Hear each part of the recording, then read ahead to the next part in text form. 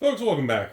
Not really a market update video or anything today. We're going to be I just want to give you guys an idea of what's going on with the channel, the videos and things like that, and what's been happening with me behind the scenes.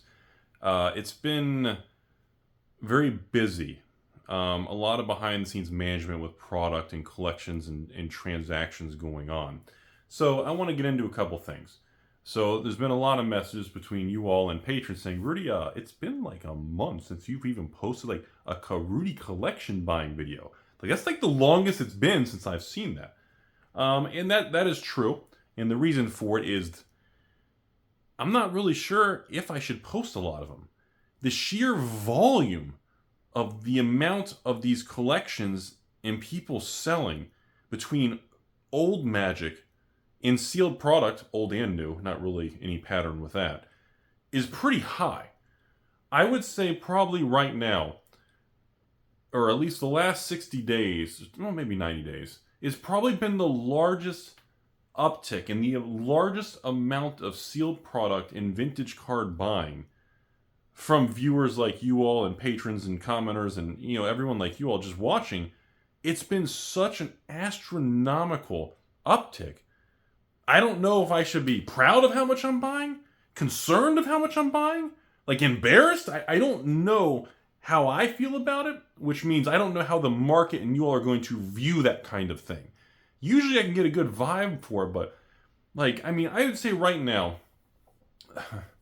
I'd say the last 27 collection buying, let's just call it 30, the last 30 collection buying transactions I've done, about half are film, 15 of the 30 videos. And I haven't really been posting. I've been trying to keep up with just the basic news. I'm trying to get back doing some box openings every night because the goal of the channel is to have a video discussing market movements around the afternoon of each day, and then to have a box opening at the end of each night.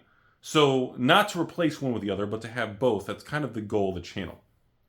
Obviously, I've been kind of slacking on that because things have been, disrupting that randomly with life, but when I'm looking at these collection buying situations, when I post more of these videos, obviously more people contact saying, hey, I'd like to sell this, or Rudy, here's my pictures and prices, my PP thing. Here, hey, here's my, what do you think? Is this, can you want us to buy my stuff? Or, I'll take the 65% thing, and it kind of feeds on itself, but sometimes when there's so many, it is a little much, even for my standards to track. And like right now, as the filming of this, there's probably about 17 good-sized collections in transit to me right now that haven't been completed, audited, or paid for.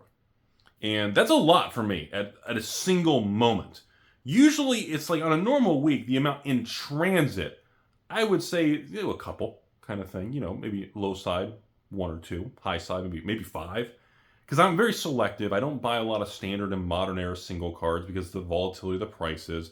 And of course, I pay terrible prices for standard singles and modern singles because the risk for me is just they're too volatile. I don't even want to pay 60-70% for a standard or modern card because by the time it shows up or by the time I do something with it, that thing could be down 80%.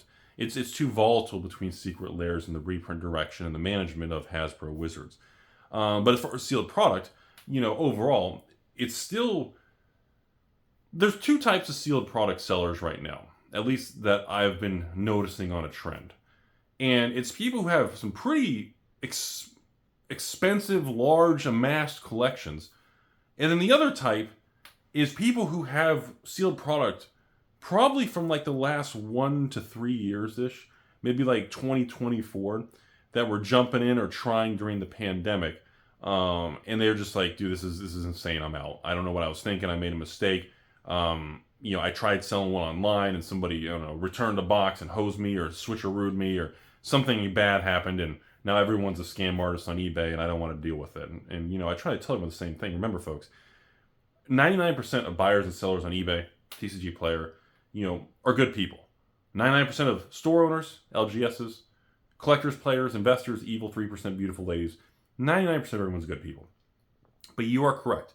That one bad transaction, that one bad person, your brain will fixate on that and you will focus on that 24/7, laying in bed, that'll eat away at you. And you're not going to think about the other 99% that well, you didn't have any problems with, and they were good, smooth transactions.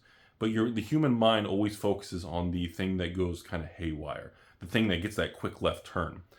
So looking at this situation, you know, there's like I said, this section category of people selling is definitely people where I notice when they send me the pictures of like the sealed product collection, it's literally just product of a certain time frame. You can tell they started and they're just like they're out, and it's always the same couple reasons. You know, I don't think it's worth it. Interest rates are high. The other opportunities for cash and growth and everything with inflation, this is just stupid. B, the Hasbro thing, Magic 30 still comes up a lot. And now the new thing that comes up a lot I get in messages is, you know, due to the Pinkerton situation, I don't want anything to do with Magic. So that is a real thing. I get messages on that. Not very many. I would say that's not the majority. The majority, most common answer of over 50% of the reasons is they want money, they don't see an opportunity, they don't like the direction of Hasbro Wizards, and simply put, the high interest rates or the debt they may hold, it just doesn't line up for them, which is a pretty valid reason, especially if they did borrow on it, which was a terrible decision.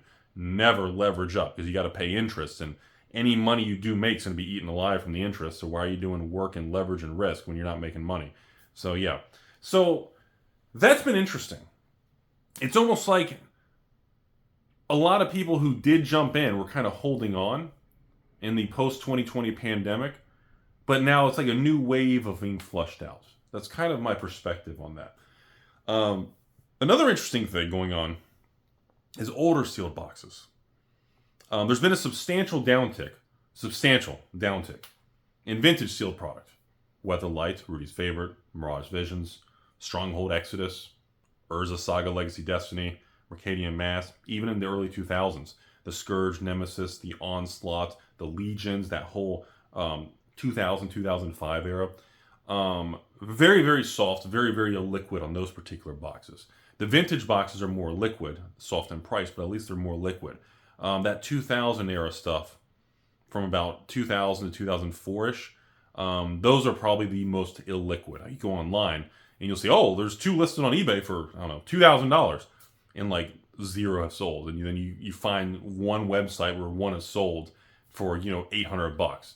But there's the liquidity on those particular era products are really, really rough right now. Now, when the people who have those particular products are contacting me, the conversation is different than what I've ever heard before. And I wanted to share this.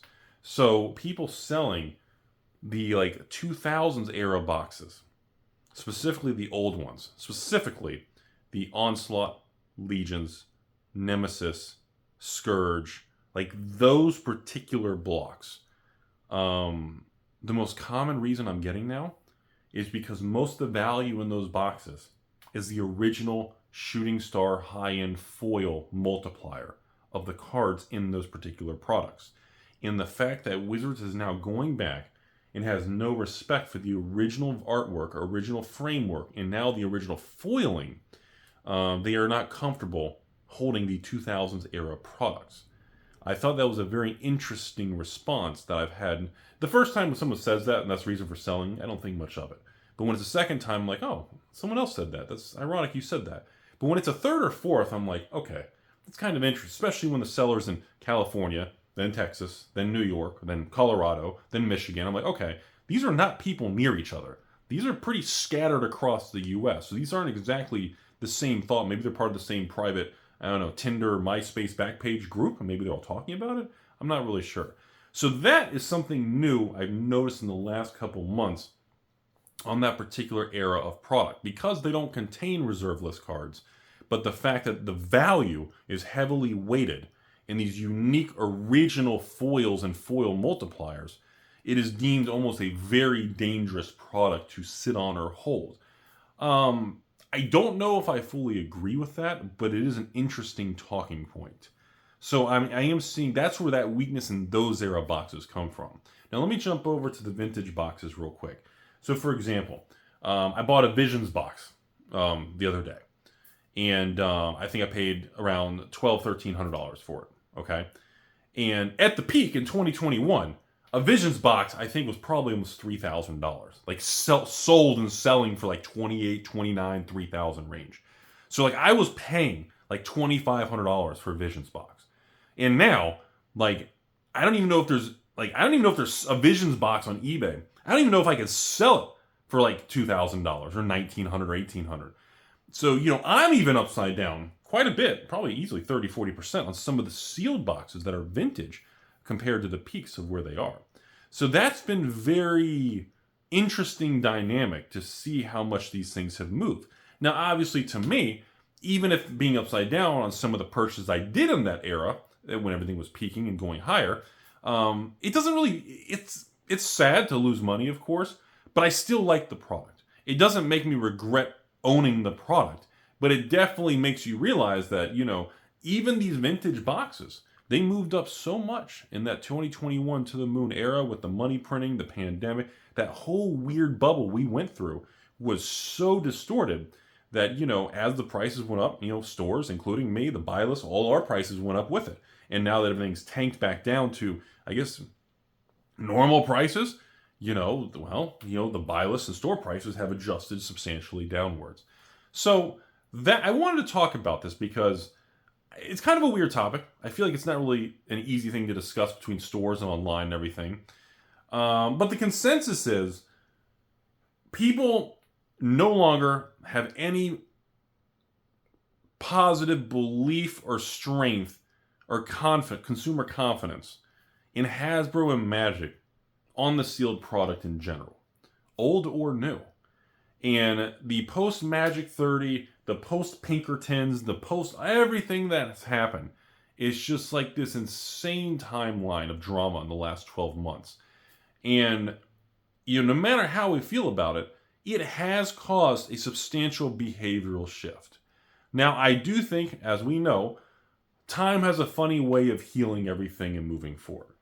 Now, how long and how much time it's going to require to put us between that Pinkerton Magic 30, how much time we have to put between us and those events, it could be another month, another year, it could be 10, 20 years. We don't know the answer to something like that because we have no back testing, we have no data, we have no examples to go by on a situation like this. Or, like some people believe, at this point forward, post-Magic 30, Pinkertons, fireside chats, all this dumb shit that happened, there are a good chunk and batch of people that firmly believe that vintage Magic singles and sealed product across the board is permanently dead.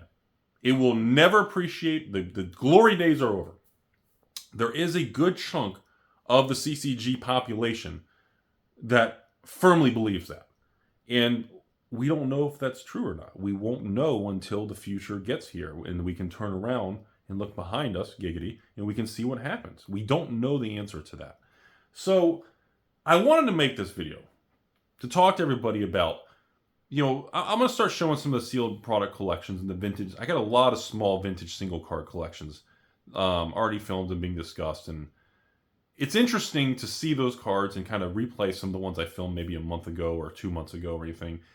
It's fascinating to see the market's movement. That's why sometimes when you watch videos on this channel, some of the things I may say may seem like, wait, what? Why is he saying that? That product is tanked. Wait, why is he saying that? That card is not garbage. It's like a $50 card. Because there's many times that shift by filming versus you guys viewing can cause very ironic and funny shifts in what's happening with the item or value. That's where we're at. So I am going to start up with some of the collection videos, and you'll probably start seeing those this week coming up. But it's fascinating, and I'm sure the comment section of this video is going to be pretty interesting as you all discuss your opinions.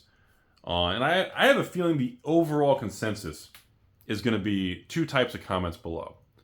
Either one, Rudy's trying to scare everyone to manipulate the market. The same old Rudy or shill or pump or whatever, dump your ex. That'll be always, we got the memes. The memes don't let your memes become dreams. The memes have to live on.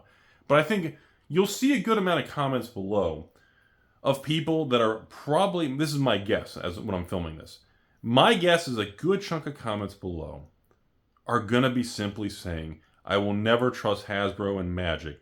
They sent Pinkerton security to scare a dude, his wife, and neighbors, and post a Magic 30 and reserve list and the Mark Rosewater and everything that happened.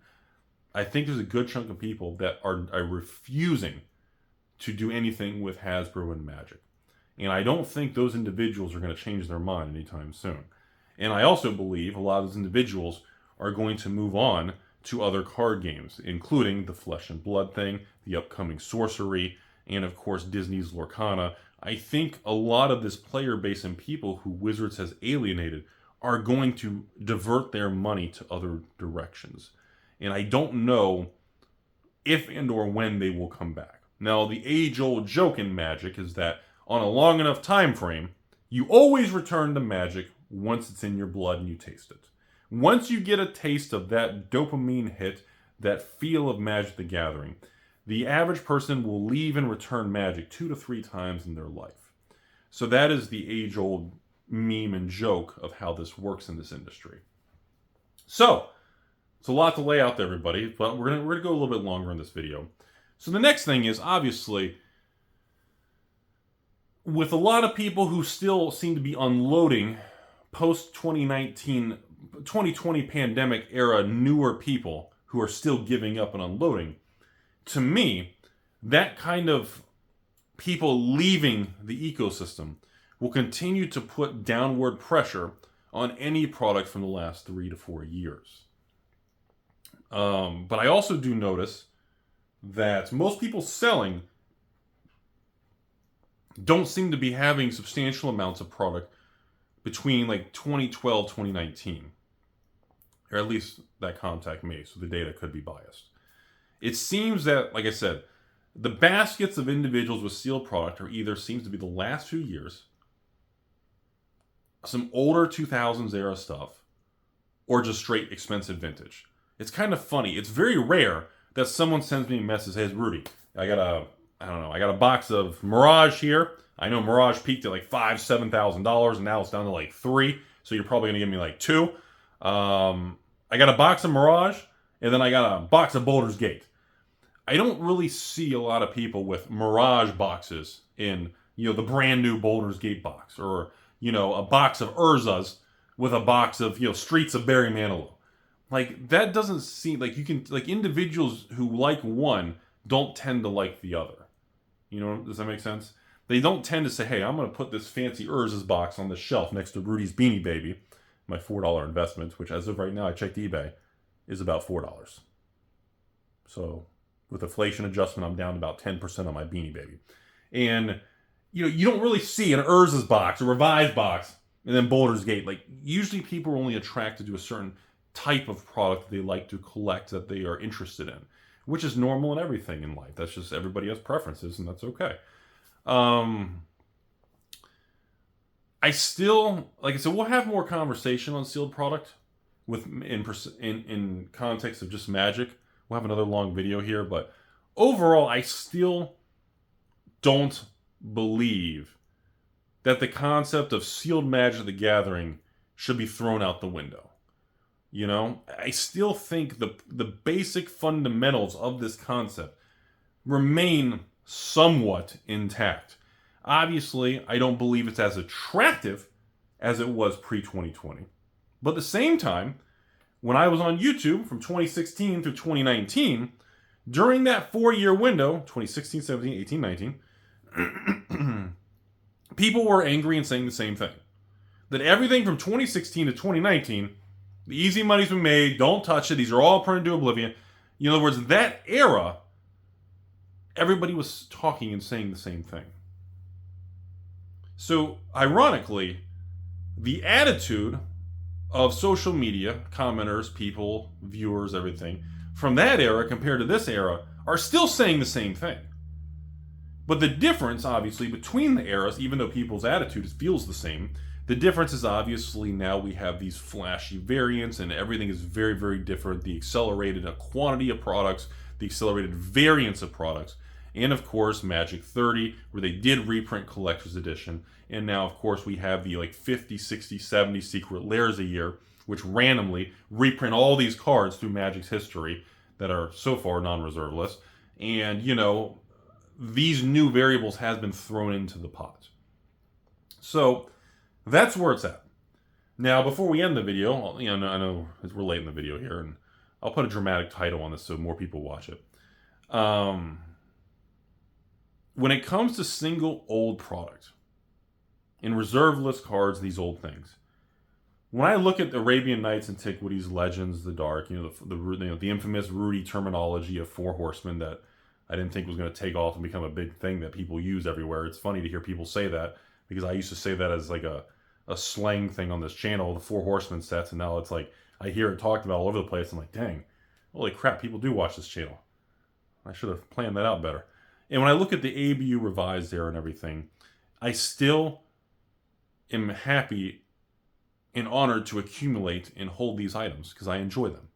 I believe in them, I enjoy them, and they are special to me.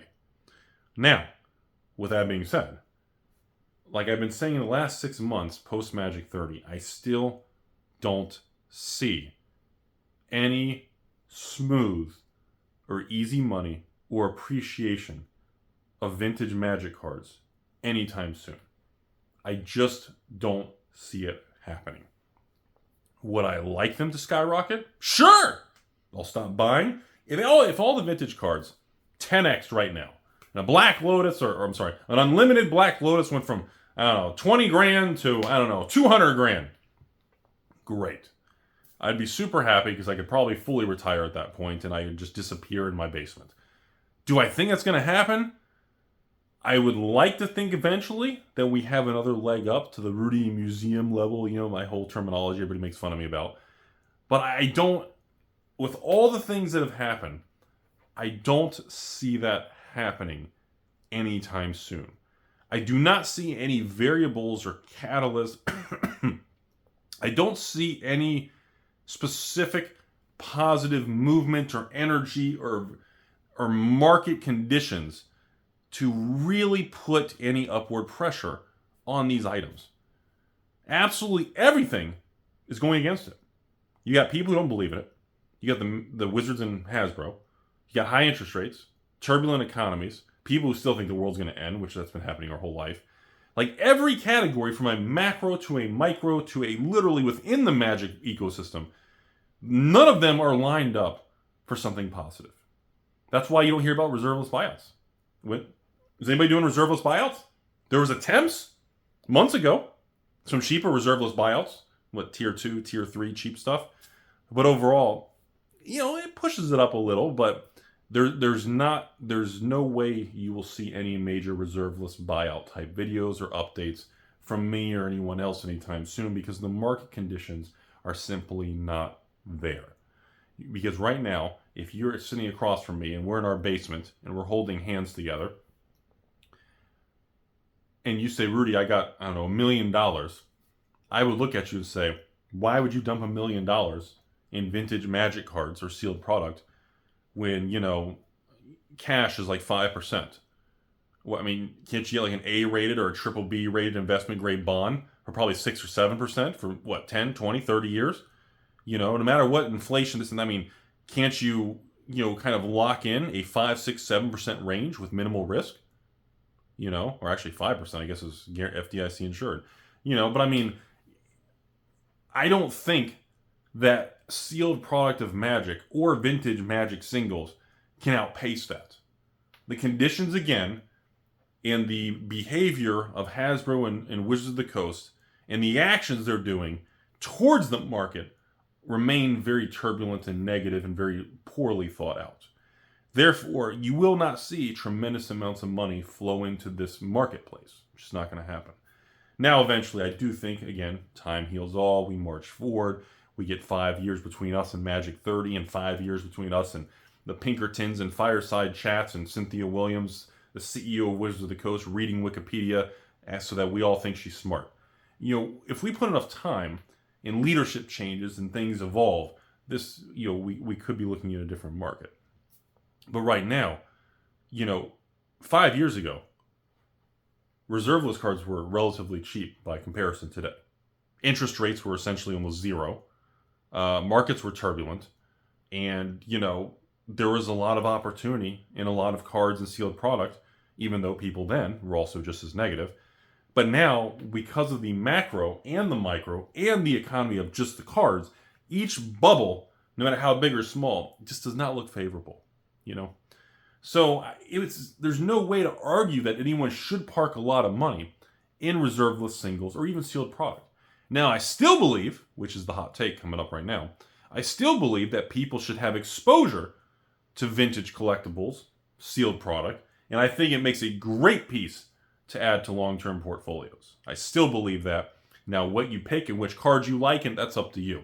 But I still believe, over just like the S&P 500, which everyone should have exposure to, in a 10-plus year time frame, exposure to the S&P 500, similar to exposure in real estate and all these traditional investments, when you package each one of these puzzle pieces together, including exposure to probably some like a crypto thing, or exposure to real estate, or exposure to bonds, exposure to sealed product, exposure to graded cards, exposure to different types of, I don't know about sports cards, but even graded currency, gold certificate, silver certificate, having exposure across the board and then swooping them all together. So every year, each one has a different performance, usually brings a nice, good, stable 10-year plus portfolio. But overall, the world has changed a lot. But the way people view myself, stores, sealed product, and old cards, it really hasn't changed. Because I encourage you, if you look back at 7 years ago, you hit this YouTube channel, hit sort by the oldest videos, find the first 100 videos from 2016, and scroll down and pick a random video from 2016. And you find where I'm talking about sealed product or prices, not just find where I'm talking about investing or collecting in sealed product or vintage cards. Find a video like that from 2016 on this channel. I know there's over 3,000 videos now, so I know it's kind of tough to do. But you will see the same comments and the same negativity that you see today, where people don't really change. So think about that for a while. I think this was a good video. Like I said, I wanted to share with you all about all these collections, because I've been thinking about this stuff, and I've been analyzing it, and I'm like, all these people selling their sealed product, and all these people selling their vintage cards to Rudy, and I'm like, I guess most of them they're out. And are they the smart ones for unloading and taking the money and running? Am I the smart one for accumulation during a bad time? Or am I the biggest idiot that in 50 years from now they're going to write stories of this YouTuber put all his life in cardboard and lost everything? At least I'll be known for something instead of just crazy hair and ex-girlfriend jokes and memes and washer dryers. But see, those are the kind of things I zoom out on a big scale and I try to think about. I try to ask myself, what's history going to look back on? I knew from 2016 to 2019, this channel, I knew making the videos, talking about the reserve list, the sealed boxes, all the releases, the Shadows of Innistrad, the Eldritch Moon, the Battle for Zendikar, the Oath of the Gatewatch, Kaladesh, Aether Revolt, Conspiracy 1, Conspiracy 2, Battle Bond, Dominaria, War of the Spark, Throne, Guilds, Allegiance, Ixalan, Rivals of Ixalan. What did I miss? I know I'm missing something. You guys have to beat me up. What am I missing? Khans of Tarkir, Dragons of Tarkir, Fate Reforged. What am I missing? Like, I knew with a very high degree of confidence that if I waited long enough and I discussed how I felt about those things, I knew I eventually would be right. But I didn't know how long it would take for me to look like I'm right. Does that make sense? Because I knew eventually all these products back then, I remember thinking I loved all the products. I mean, I did mass box openings on, even Eldritch Moon and Shadows of Innistrad. There were no lottery cards, nothing flashy. I loved the products. That's why I did hundreds of boxes and mass box openings. You guys remember, my old people watch this channel, I hoarded all the foil cards back then. Obviously, looking back, that's a terrible decision today. I should have sold them all at the peaks. But it showed I truly liked it. And I knew, based on being in Magic and doing this my whole life, that the sealed product of even that era, when everybody was laughing that here comes this YouTuber talking about sealed product, now everyone's going to do it, and now it's over with because everyone's doing it. And I feel like, while the variables are different, I feel like nothing actually has changed in 2023. You could argue the print runs are higher, the flashiness, the variants, the collector's set draft. But does that really matter long term? And that is the multi-billion-dollar question that no one has the real answer to. Will the draft box, the collector box, or the set box, which one will outperform? How long will it take? And what's going to happen? You know? And then when you layer on top of this complex equation that we went through the 2021 boom and bust of COVID and money machine and all this stuff that increased the print runs of that particular era, therefore skewing the supply and the price of those products, making the negative naysayers more lean into that concept that everything, the system is broken. And, you know, but since then, as we know, after the Bank of America, the Hasbro, the stock collapsing, everything that's happened, at this point, the data shows very clearly that in 2023, supply has been adjusted big time. And products this year are not crashing and burning.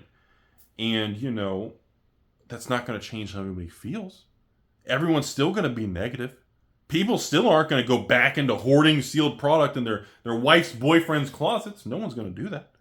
So it's like a deja vu, but with more dangerous variables. Because it's not the same. You know, I can't stand here and say, hey, folks, it's the same as pre-2020 when I was yelling about stay the course, this and that, and all these things that we talked about in 2020, because the fundamentals didn't really change. This time around in 2023, the 2021-2022 flashy era to the moon money machine did change the fundamentals of that particular era's products. But that doesn't mean the fundamentals changed enough to make the value of the sealed product, you know, negligible long term. Because remember, for 7 years, the goal of this channel was to make between, I always told you, yes, 5 to 8%, with the average goal of 7%. And again, in a zero interest rate environment, 7% annual average was a great thing. Now, obviously, you can make fun of me today saying, well, inflation's so high, Rudy's goal is to lose money every year with his purchasing power, right? But the thing is, I can't stand here and tell you all that 7% average on sealed product today is dead, because my instinct says, hang on a second. Let's talk real numbers. And no, we're not going to adjust for the we'll adjust for the selling fees at the end. But like, for example, if you bought a Kamigawa box right now, we'll shill Rudy's patron because you have to like me at this point to still be in the video 30 minutes in. So let's pretend you bought a case of Kamigawa draft from me right now. You're a patron. You pay $89 a box and you don't buy anything else. So we'll add $2 or we'll add $1.50 a box. So $91 including the patron fee, including your cash back and your credit card. Let's call it $91 a box, which is a little less than that actually if you're getting your cash back, which you should be in your credit card and paying it off in full every month. So let's say you're paying $91 a box. In 5 years from now, that Kamigawa draft box to hit an average of like 7% a year in my mind. So 10% a year on $91 is around $9. No, we're not going to go compound interest and all that crap. But just keep it simple. I don't have a computer whiteboard in front of me. So let's just say so the question is it possible for a Kamigawa draft box to appreciate $9 a year? Or $9 in year one, $10 on year two, $11 on year, whatever you want to say. Is it possible for it to go up $10 a year for 5 years? So that in 5 years from now, the $91 box is $141. Is that out of the realm of basic probability? Is that way on the end of the bell curve, that where the odds of it happening are 1%? Or is it more likely in the middle of the bell curve with some high 70-80% probability? That's what I'm looking at. Okay? So let's sit here. So, and people who are going to say, negative, I think $140 for Kamigawa set box in 5 years from today is actually more likely than being less than that. I think 140 to probably almost 200 is pretty likely for 5 years from now. Because I have a hard time believing that in 5 years, Kamigawa will be out of print for 4 of those years, And being out of print for 4 years, that box will not be 150 bucks. Even if it goes to 150, or let's say 160, humor me. So even if you pay 20 bucks to ship it, and you even pay all the fees. So if you net 140 on year 6 in one day or whatever, or year 5 in one day, I still don't think that is a bad direction if you enjoy it. Now, if you don't enjoy it, it doesn't matter if it does 1% or 100% because you're not enjoying yourself and life's too short. Because at the end of the day, the only reason you engage in this market, and you're listening to me right now, is because you love cardboard like me. If you do not have a passion for the cardboard, you shouldn't be doing any of this anyways. It doesn't matter if you make or lose money, you should only be doing what you enjoy. Life is way too fucking short to not. Trust me. I've done all the jobs, the mechanic stuff, the stockbroker. Let me tell you something. When you don't enjoy it, even making $1 or making $1 million is painful. But when you enjoy something and Monday rolls around and you wake up and you're excited about a fucking Monday, you're going to view world in a whole different set of colors. My hair, you will see it growing live on this channel. You will feel different about it. And the only reason you should be even considering any of this is because you enjoy it. So when you mix something that you have a passion and a hobby for that can actually not lose your money, that's a beautiful thing. And I think a lot of people aren't really discussing that direction of it. So that's the whole concept of this video. Okay? And you know, when I step back at that, and I'll give you guys another hot take. You really think Baldur's Gate draft box, or no, let's pick the worst one. Baldur's Gate collector boxes right now. Or I'm sorry, I think they bottomed a couple months ago. At the bottom. We can't time the bottom. But those things hit a low of like $110. I think now they're on TCG probably back to like 140s plus tax, maybe 160. But you really think in 5 years from now, it can't double from 140 to 280 in 5 years? Double. And now we're not even talking about doubling. Let's just talk about a simple thing.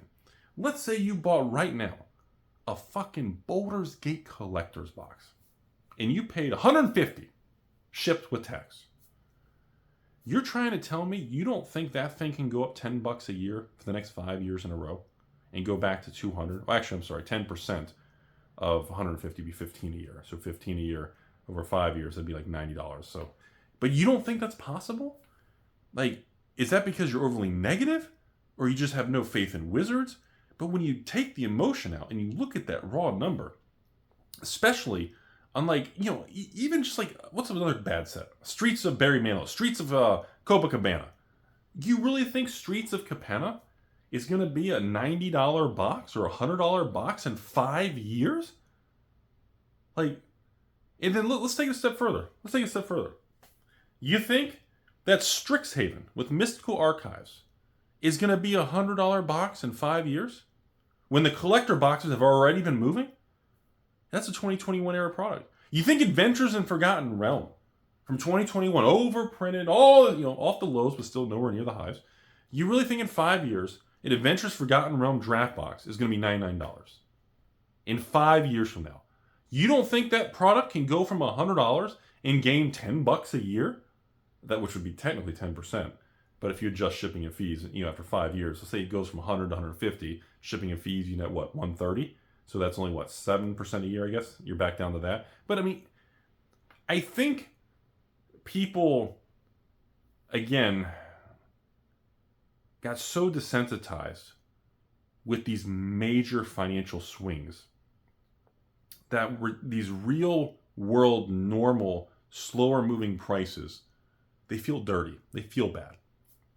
And I feel like that alone is still a lingering price memory thing in the back of people's heads, because it's kind of like, you know, for the years on this channel, that was what we talked about. And then when 2021 hit, people just went completely crazy about it. And if they didn't double their money or if they couldn't flip it, the amount of patrons in 2021, or no, last year, 2022, who even closed their account with me. I remember this. I try to save some of them. I mean, I have the names on the list they can't return, but I mean, we still, I try to save some of the really dramatic messages for possible future YouTube videos or screens so we can discuss and revisit them. I put them on timers on my calendar to revisit in different years. But I remember some of those specific videos of messages before, because usually I can't reply because by the time they send the message, they immediately close their account.